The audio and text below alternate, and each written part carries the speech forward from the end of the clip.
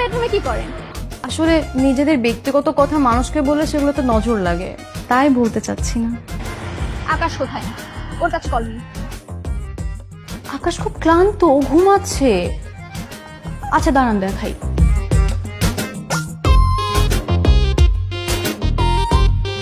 দেখেছেন? আর শুনেন, আপনার কাজ নাই থাকতে পারে, কিন্তু বাকিদের কাজ ঠিকই আছে, তাই রাত বিরাতে ফোন দিয়ে ডিস্টার্ব করবেন না।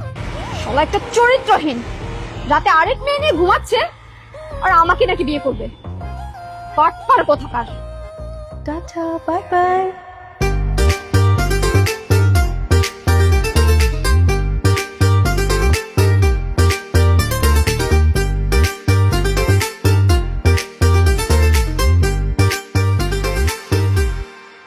এই দাঁড়া।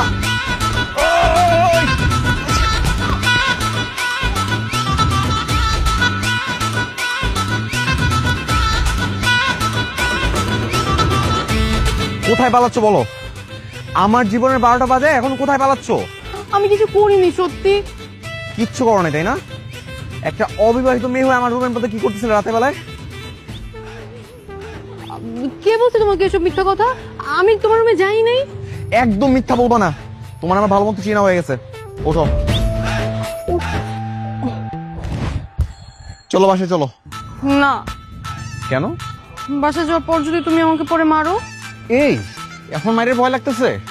রাতের বেলায় আমার ফোন দিয়ে আমার হুবু বউকে যখন উল্টাপাল্টা কথা বলছো তখন মায়ের ভয় ছিল না? চলো বাসায় চলো, আমার মা বাবা তোমার সাথে কথা বলবে, চলো। না না, তাহলে তো আরো যাবো না। যাওয়া যাবে না, আঙ্কেল আন্টি আমাকে মেরেই ফেলবে। ও আচ্ছা, এখন খুব মায়ের ভয়। চল। দেখো আমি এই চুপ। হাই মেয়ে, তুমি কি বলো তো? একটা মেয়ে হয়ে এরকম লজ্জাজনক কাজ করতে তোমার একটু বাধলো না? আর তোমাকে তো আমি আমার আরেকটা মেয়ে ভাবতাম। Sorry aunty. সরি? এই সরি কিসের? হ্যাঁ, তোমার জন্য, এই তোমার জন্য আমাদের ফ্যামিলির মান সম্মান সব নষ্ট হয়ে গেছে। পাত্রীপক্ষের কাছে আমরা খারাপ হয়েছি।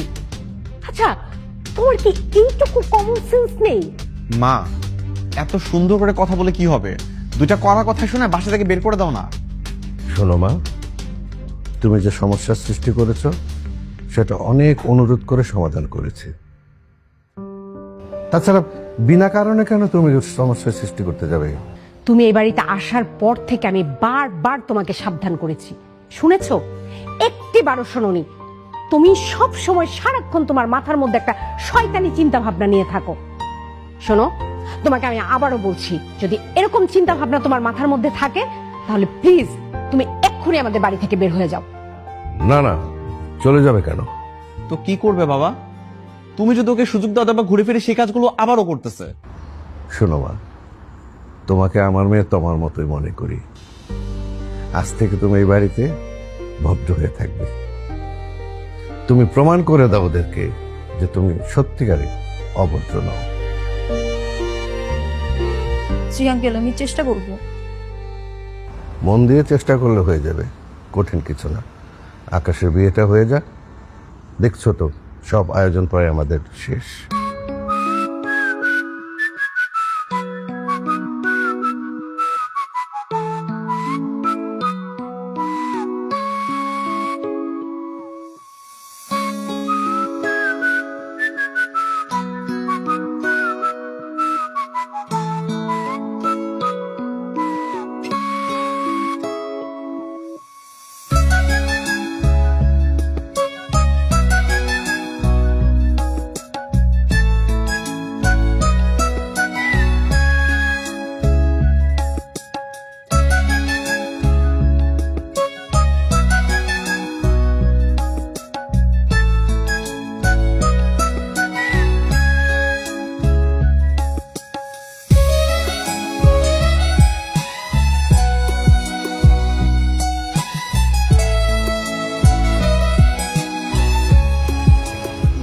আচ্ছা শোন, ওই যে বিল্ডিংটা না, ওদিকে তাকা, আমি তোর অনেক সুন্দর ছবি তুলে দিই।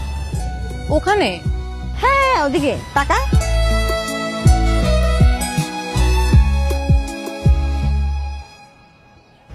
হইছে, এমন ভাবে ছবি তুলতেছিস যেন এই ছবিগুলো আমি কোনো কম্পিটিশনে সাবমিট করব।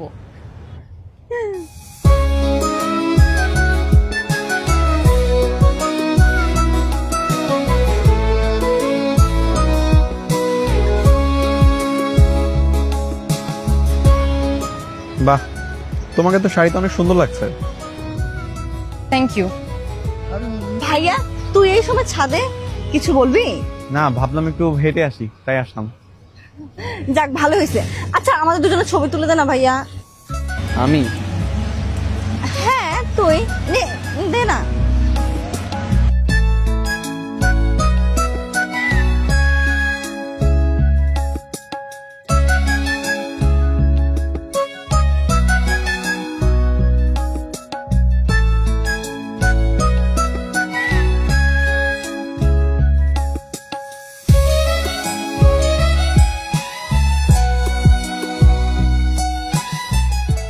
অরিন, মন খারাপ করিস না।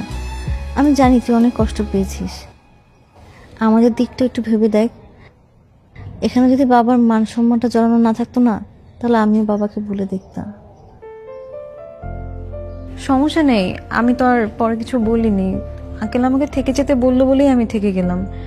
আর তুই চিন্তা করিস না, আমি এর পরে আর কখনো কোনো সমস্যার কারণও হব না, আর কোনো সমস্যা তৈরিও করব না।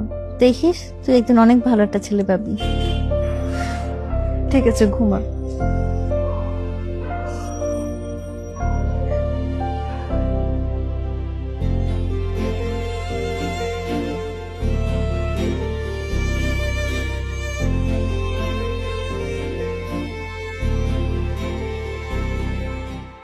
এমন ভাবে পানি দিব যেন কাল বিয়ে করতে গেলে ঠান্ডা লেগে যায় একদম। তাহলে তো দেখা যাবে বাসর ঘরে যেয়ে হাঁচি দিতে দিতে একদম শেষ হয়ে যাবে। এই থাম থাম, এত পানি দেওয়া যাবে না। কালকে বিয়ে, যদি ঠান্ডা লেগে যায় আরেক কাহিনী।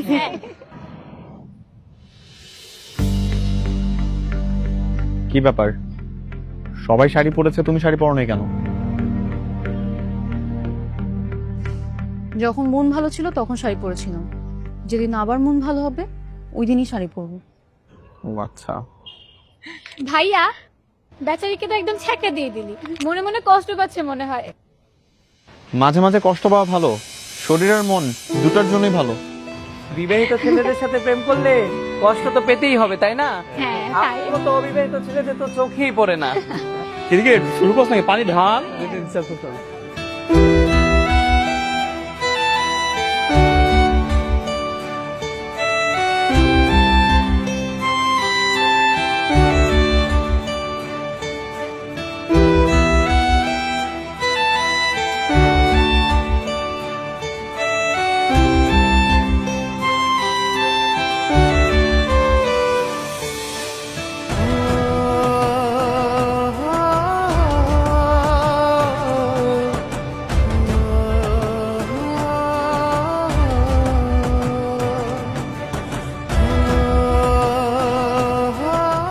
কি রে, এভাবেই দাঁড়িয়ে থাকবি? কেন? তোর ভাইয়ের যদি কোনো সমস্যা থেকে থাকে তাহলে বলে দে আমাকে, নিচে চলে যাই।